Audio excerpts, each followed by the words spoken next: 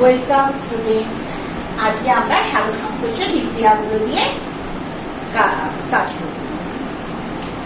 সালোকসংশ্লেষের বিক্রিয়া প্রধানত দুটো ভাগে বিভক্ত সম্পূর্ণ। একটা হচ্ছে আলোক বিক্রিয়া, যেটায় আলোর প্রয়োজন একেবারে অবশ্যম্ভাবী। আরেকটা হচ্ছে আলোক নিরপেক্ষ বিক্রিয়া।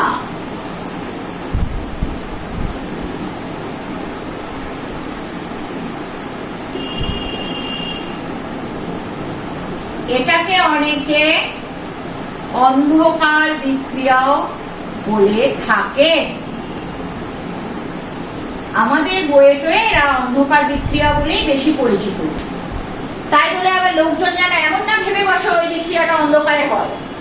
সূর্যের আলো টালো নিভে গেল, অন্ধকার ফুটফুটি হয়ে গেল, তখন সালোকসংশ্লেষের ওই বিক্রিয়াটা চালু হয়ে গেল। তা আলোক বিক্রিয়াটা এর জন্য আমাদের লাগবে ক্লোরোফিল,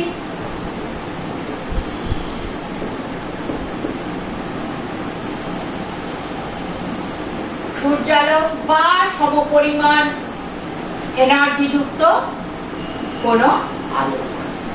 আর একটা জিনিস লাগবে জল। এটাকে বলা যায় সালোক সংশ্লেষের যে গ্লুকোজ তৈরি তার শুরু।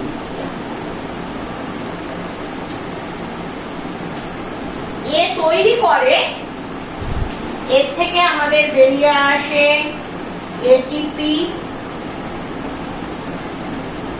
কিছু পরিমাণ জল,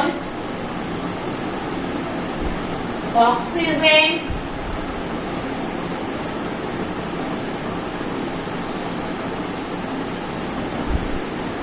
NADPH2। এই দুটো বিক্রিয়ায় হতে হতে ব্যাপারগুলো হয়ে যায়। এই দুটো জিনিস পরবর্তীকালে অন্ধকার বিক্রিয়ার জন্য দরকার হয়। অন্ধকার বিক্রিয়ায় এই যে পুরো ব্যাপারটা হয়, NADPH একটা সজীব কোষে আছে, কিন্তু বাকিটা এই জল তৈরি, অক্সিজেন তৈরি, এটিপি তৈরি, এই এটিপি তৈরিও সজীব কোষ পেলে তবে হবে।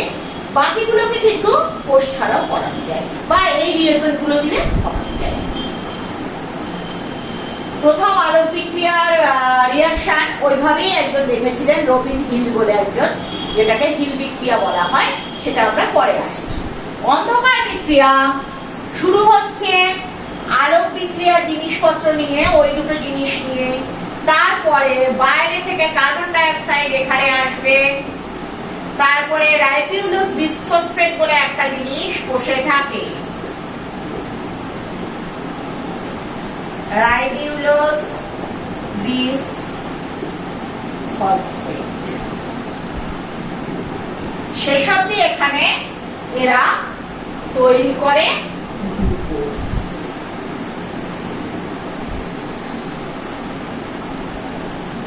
একটা মজার জিনিস দেখো, এটিপি তৈরি হওয়ার সময় এই যে আলোক বিক্রিয়ার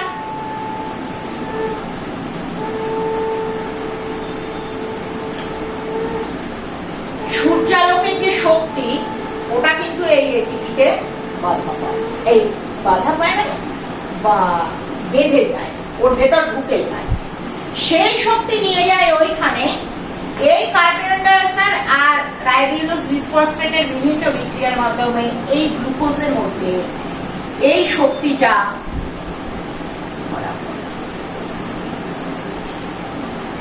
তার জন্য শক্তি ট্র্যাপ হয় আলোক বিক্রিয়া। এইভাবে দুটো বিক্রিয়া চলে। গ্লুকোজ তৈরি হয় অন্ধকার বিক্রিয়া। আলোক বিক্রিয়াটাকে একটু ভালো করে দেখি। ধরে নিলাম এখানে আমাদের সূর্য রয়েছে, আমাদের কোষের মধ্যে ক্লোরোফিলের সে আমি বলেছিলাম কমপ্লেক্স কোয়ান্টোজোম সে হয়ে বসে আছে। আলো এসে ওর উপরে পড়লো, ওরা কি করলো, ওটাকে নিয়ে নিল। নিয়ে এবার কি হলো, এবারে এইখানে এই ক্লোরোফিল উত্তেজিত, আমরা তাকে এনার্জাইজড ক্লোরোফিল বলে উল্লেখ করব। High energy chlorophyll. High energy chlorophyll কি করলো, সে তার প্রভাবে এনার্জাইজ ইলেকট্রন সে ছেড়ে দিল। ইলেকট্রনের বিভিন্ন এনার্জি লেভেল থাকে, সে এবার এর প্রভাবে আবার কতগুলো পরপর বিক্রিয়া এটা কি করে, এই ইলেকট্রনটা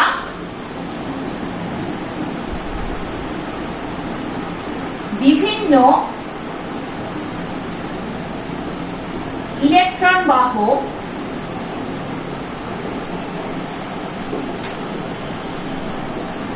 দিয়ে পরিবাহিত হয়।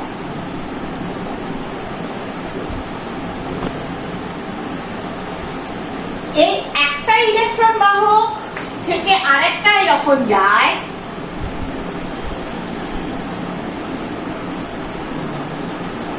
এদের লেভেল কিন্তু কমে আসে, এনার্জি কমে আসে। এই মাঝপথে সে কি করে, ওর এনার্জি দিয়ে কোষে অবস্থিত এডিপি তার সঙ্গে অযৌগ ফসফেটের বন্ধন দিয়ে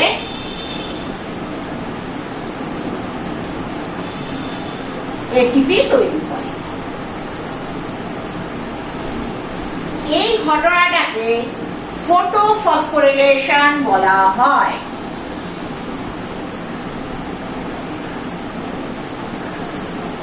ফটোফসফোরিলেশন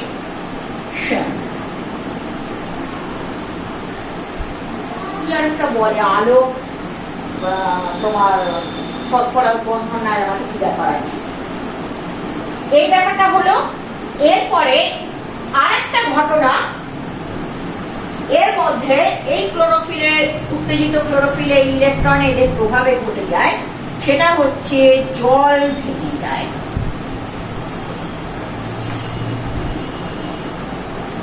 H প্লাস ও H মাইনাস, জল ভেঙে যায়। এটা আরেকটা ঘটনা ঘটলো, এটাকে বলা হয় ফটোলাইসিস বা জলের আলো বিশ্লেষণ। এবার এই ইলেকট্রনটা এরকম ক্যারিয়ারের হাত দিয়ে দিয়ে যাচ্ছে, লাস্টে থেকে এনার্জি অনেক কমে যাওয়া একটা ইলেকট্রন একবারে আগে যেরকম ছিল সেরকম অবস্থায় চলে গেল। এইবারে এই ইলেকট্রনটা হয় এখানে ফিরে যায়, না হয় এই ক্লোরোফিলে ফিরে যায়, যে কোনো একটা সে।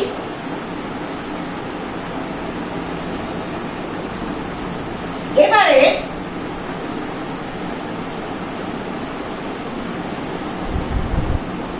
এখানে হাইড্রোজেনও আসে, এই জায়গাটা এই রিঅ্যাকশনটা ফিরে আসবে, না হয় ওইখানে চলে যাবে। এবার এই হাইড্রোজেন এ কি করে, ও গিয়ে এনএডিপির সঙ্গে যুক্ত হয়। Nicotinamide adenine dinucleotide phosphate, NADP H2O কেউ বলে, কেউ H প্লাস এইভাবে উল্লেখ করেন। এই একটা H প্লাস একটু আলাদাভাবে থাকে, তোমরা NADPH বা NADPH2 বললেই সেটা ঠিক আসবে। হাইড্রোজেন ওর সঙ্গে যুক্ত।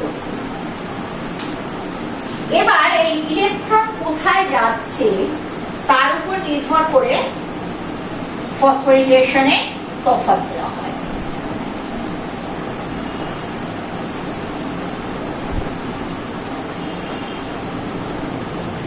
দুটো টাইপ হবে, একটা হচ্ছে আবর্তকার ফসফোরিলেশন, এখানে কি হবে, যে ক্লোরোফিল থেকে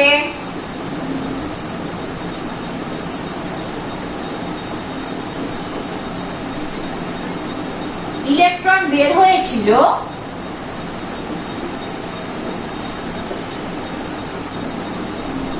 সেখানে ফিরে যাবে।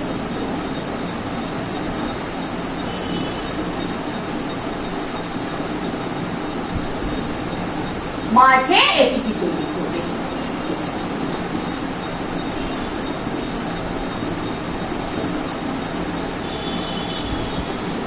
আরেকটা আছে অনাবর্তনাকার।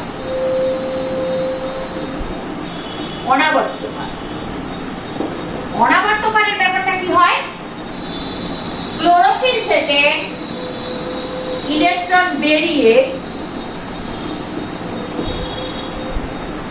হাইড্রোজেনের কাছে যায়।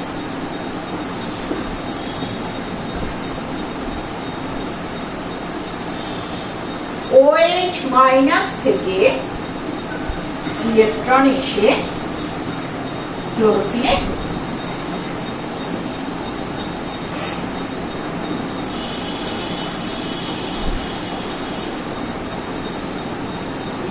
কি ব্যাপার, তৈরি তো হয়েছিল হাইড্রোজেন প্লাস H প্লাস আর OH মাইনাস। কোথা থেকে OH মাইনাস ইলেকট্রন ছাড়লো? অ্যাকচুয়ালি ওটা একটা মূলক, হাইড্রোক্সিল মূলক।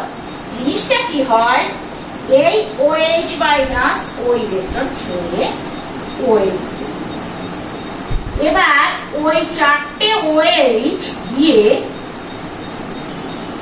দুটো H2O আর একটা,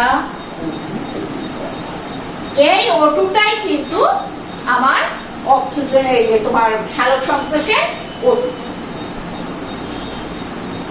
এবার আমরা এখানে তাহলে কি কি পেলাম, দুটো সংজ্ঞা পেলাম, ফটোসিনথেটিক ফসফোরিলেশন আর হচ্ছে ফটো বা ফটোফসফোরিভবন, আর একটা কি ফটোলাইসিস। এই দুটো সংজ্ঞা পেলাম, এই দুটো আমাদের দেখতে হবে। আরেকটা জিনিস আমাদের এখানে ব্যাপার আছে, সেটা হচ্ছে এইগুলো আমাদের পরে মানে যখন আমাদের অন্ধকার বিক্রিয়ায় চলে যাব তখন যাবে। এই যে জল ভাঙাটা, এই জল ভাঙাটাকে রবিন হিল বলে একজন লিখেছিলেন এবং তিনি টেস্ট টিউবে এটা করিয়ে দেখিয়েছিলেন। অনায়াসে করা যায়, পালং শাক বেটে তাকে টেস্ট টিউবে নিয়ে সুন্দর আলোতে ফেললে রিয়াকশন হয়। তবে উনি কি করেছিলেন, উনি ওই হাইড্রোজেনটাকে নিয়েছিলেন ফেরিক অক্সাইডে, ফেরিক অক্সাইড দিয়ে, যার ফলে কি হয়েছিল, ও সেখানে হাইড্রোজেন কেরিয়ার হয়েছিল। আর এইখানে হাইড্রোজেনটা নেয় NADPH, তাকে হিল বিকারক বলা হয়। হিল বিকারক, হিল বিকারককে যে জল ভাঙা হাইড্রোজেন নেয়। হিল বিকারকের সংজ্ঞা খুব একটা আসে না আমাদের, হিল বিকারক কি বা মানে এরকম ভাবে আসে, তখন তো এটাই আমাদের দিতে হবে যে হাইড্রোজেনটাকে যে নেয়, কোন হাইড্রোজেন না ফটোলাইসিসে জল ভেঙে গেলে সেখানে যে হাইড্রোজেন উৎপন্ন হয় সেই হাইড্রোজেনকে যে গ্রহণ করে সে হচ্ছে হিল বিকারক। তাহলে হিল বিকারক আসে এনে। এবার আমরা সংজ্ঞা দুটো একবার দেখি। ফসফোরিলেশন, সূর্যালোকের উপস্থিতিতে উত্তেজিত ক্লোরোফিলের প্রভাবে অ্যাডিনোসিন ডাইফসফেট অজৈব ফসফেটের সঙ্গে যুক্ত হয়ে অ্যাডিনোসিন ট্রাইফসফেট তৈরি করে, একে ফটোফসফোরিলেশন বলা হয়। ফটোলাইসিস, সূর্যালোকের উপস্থিতিতে উত্তেজিত ক্লোরোফিলের প্রভাবে জলের হাইড্রোজেন আয়ন আর হাইড্রক্সিল আয়নে ভেঙে যাওয়াকে ফটোলাইসিস বলা হয়।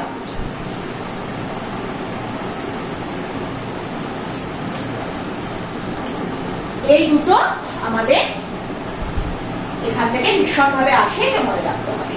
আর হিল বিক্রিয়া কি, ওটাও কখনো কখনো আসে। এই জলের ভেঙে যাওয়াটা যেহেতু রবিন হিল এটা ফার্স্ট দেখেছিলেন, তা আলোক নিরপেক্ষ বিক্রিয়া বা অন্ধকার বিক্রিয়া। এই জিনিসটা কি, এই জিনিসটাতেই গ্লুকোজ তৈরি হয়। এই দুটো অংশ মোটামুটি বলা যায়। প্রথম হচ্ছে এটা একটা সাইক্লিক্যাল রিঅ্যাকশন। এই সাইকেলটা দেখেছিলেন বিজ্ঞানী কেলভিন, তাই একে কেলভিন চক্র বলা হয়। আর এর একদম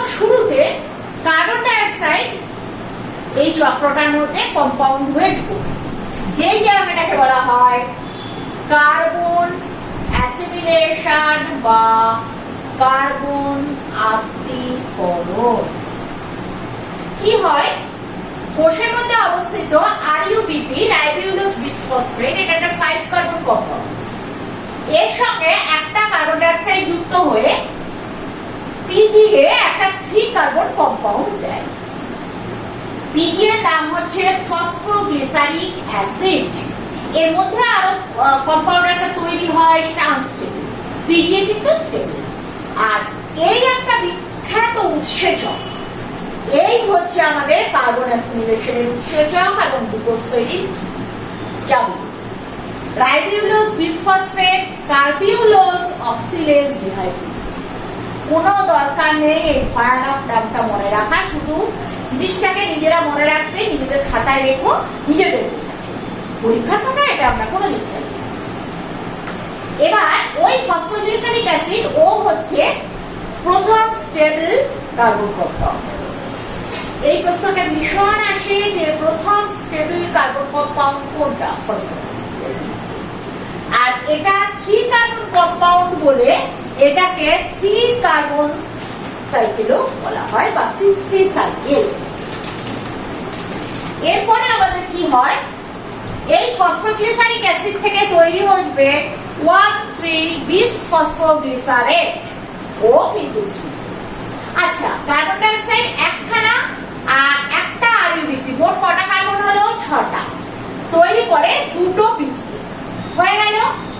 এবার এটিপি থেকে এডিপি হলো, সেই এডিপিটা কিন্তু কাজে লাগলো, তৈরি করলো কি 1,3-বিসফসফোগ্লিসারেট, এটাও 3 কার্বন। এইবারে এর মধ্যে তোমার NADPH ও কাজে লাগছে, কাজে লেগে আবার NADP হয়ে বেরিয়ে যাচ্ছে। তাহলে আমরা দেখলাম ADP কে পুনরুদ্ধার করে ফেললো, NADP কে পুনরুদ্ধার করে ফেললো, তৈরি হলো গ্লিসারলডিহাইড 3-ফসফেট, ওটাও 3 কার্বন। তার 2 অণু গ্লিসারলডিহাইড 3-ফসফেট চলে, যতগুলো তৈরি হয় তার প্রতিটার মধ্যে প্রতি 2 অণু চলে এলো ওখানে দিয়ে ও গ্লুকোজ তৈরি করে, অনেকগুলো স্টেপের মধ্যে দিয়ে তৈরি হয়। আর এদিকে গ্লিসারলডিহাইড 3-ফসফেটের বাকি অংশটা আবার আরইউবিপিতে বিভিন্ন স্টেপের মধ্যে দিয়ে তৈরি হয়। কিন্তু এই সাইকেলটা না চললে ওটা হয় না। যে রিঅ্যাকশন গুলো করতে হয় তাতে এতগুলো জিনিসের এভাবে ইনভলভমেন্ট থাকে। 5 অণু এর থেকে তোমার এই গ্লিসারলডিহাইড 3-ফসফেট থেকে তৈরি হয় 3 অণু আরইউবিপি। তাহলে কার্বনের হিসেবেও আমাদের মিলে গেল।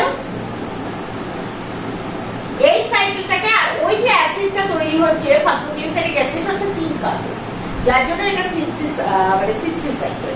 আরেকটা টাইপের সালফার হয় যেখানে ওখানে 4 কার্বন অক্সালিক অ্যাসিডের বাইরে অনেক কিছু তৈরি হয়, সেটা হচ্ছে 4C। ওটা আমাদের দরকার নেই কিন্তু হয়। হ্যাঁ, আর যত গ্লুকোজ তৈরি করে, যখন দিনের বেলা প্রচন্ড স্পিডে সালোক সংশ্লেষ হয়, ওই গ্লুকোজটাকে গ্লুকোজ হিসেবে গাছ রাখে না। কেন রাখে না? এন্ড প্রোডাক্ট ইনহিবিশন বলে একটা জিনিস আছে। ওই গ্লুকোজটা প্রচুর তৈরি হলে অন্য এনজাইম গুলো সালোক সংশ্লেষে এগুলো লাগে কমে যাবে, কারণ কোষ ফিল করবে যে আমার কাছে পর্যাপ্ত গ্লুকোজ আছে, যার জন্য ওরা কি করে, ওরা সেটাকে স্টার্চে পরিণত হয়ে যায় সঙ্গে সঙ্গে। স্টার্চ জলে সলিবল নয়, কোষ রসের মধ্যে আর গ্লুকোজকে পাওয়া যায় না, গ্লুকোজ ঘাটতিটা থেকে যায়, ক্রমাগত সালোক সংশ্লেষ হতে থাকে। এই আমাদের